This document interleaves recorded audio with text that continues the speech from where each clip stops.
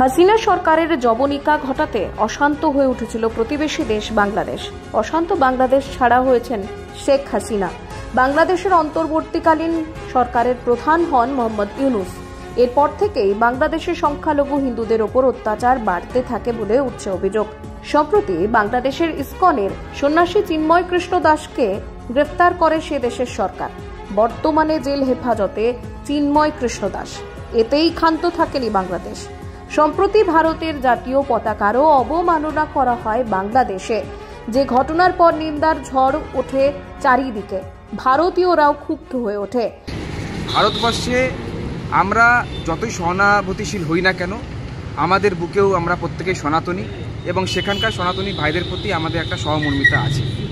তাই সেখানকার প্রশাসক যে বাংলাদেশের সংখ্যালঘুদের নিরাপত্তা দিতে ব্যর্থ, তার বিরোধিতায় আজকে শিলিগুড়ির যুব ভাইরা, যারা হিন্দু সনাতনী সম্প্রদায়ের আছে, যারা দেশকে ভালোবাসে, দেশের জাতীয় পতাকাকে ভালোবাসে, যারা ভারতবর্ষের জাতীয় পতাকাকে অপমান করবে, তাদের পরিণাম এই দেশে এই অবস্থাই হবে। অথচ নিশ্চুপ বাংলাদেশের অন্তর্বর্তীকালীন মোহাম্মদ ইউনূসের সরকার এবার সেই মোহাম্মদ ইউনূসের বিরোধিতার আজ এসে পড়ল শিলিগুড়িতে। ইউনূস বিরোধী পোস্টার পড়ল শিলিগুড়িতে। বাংলাদেশের চিন্ময় কৃষ্ণকে গ্রেফতারের পাশাপাশি সে দেশের সংখ্যালঘুদের ওপর অত্যাচারের প্রতিবাদে ভারতের বিভিন্ন প্রান্তের মানুষের পাশাপাশি শিলিগুড়িতেও প্রতিবাদে সামিল হয়েছেন মানুষ। জাতীয় পতাকা অবমাননার প্রতিবাদে শিলিগুড়ির এক চিকিৎসক জাতীয় পতাকায় প্রণাম করে চেম্বারে রোগী প্রবেশ করা বাধ্যতামূলক করেছেন। এরই মধ্যে শহর জুড়ে পড়ল ইউনূস বিরোধী পোস্টার।